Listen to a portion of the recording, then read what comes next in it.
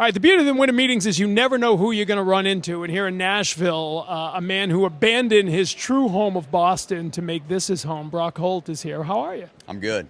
Yeah, me and Lakin, we dropped the boys off at school this morning, and we're like, let's go check things out and see what we can't get into. So we're roaming around, and we ran into this guy. Just back from the David Ortiz experience in Marco Island. How was that? It was fun. That's a cool tournament. They do a good job. They pay for our first class tickets to go down there.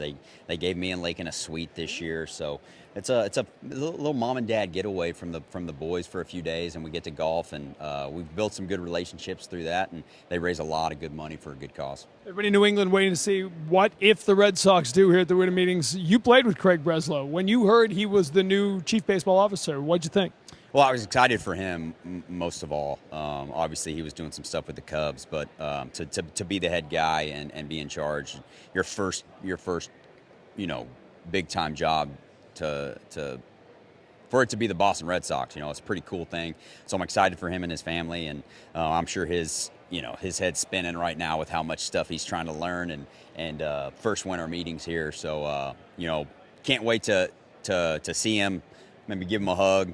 And just tell him I'm happy for him, proud of him. And, I think just like everybody else, I'm excited to see what he does. We use the expression too much, but he is literally the smartest guy in the room, in every room he's ever been in. And I just can't help but think what it must have been like in the dressing room. Because not to say you all aren't right there with him, but maybe you're not all right there with him. So what was that like, having a guy who was that intelligent in the dressing room, in the room? Yeah, I think we all knew when we played with him that he would end up doing something like this, just because he's so much smarter than your average guy. Like me and UTC, we don't stand a chance. Combined, we're not there. Combined. I don't know what half the things that he says, the words that he says, I don't even know what they mean. I didn't know they were words. But he's such a good dude, and I feel like yes, he is smart, which you need, but the fact that he played for so long and was successful as a player on the field, I feel like that helps so much in today's game, with him just knowing what it's like to play, what it's like to be a player, and how hard it is. I feel like that's only going to benefit him in the long run. You've been blessed to be able to spend time with your family. If the right opportunity came along, where you could rove and maybe help a minor league group or whatever in an organization, would you take that? Yeah, I'm looking to get back involved. I've been saying that for the last however long, but I do want to get back involved in the game, and particularly an organization.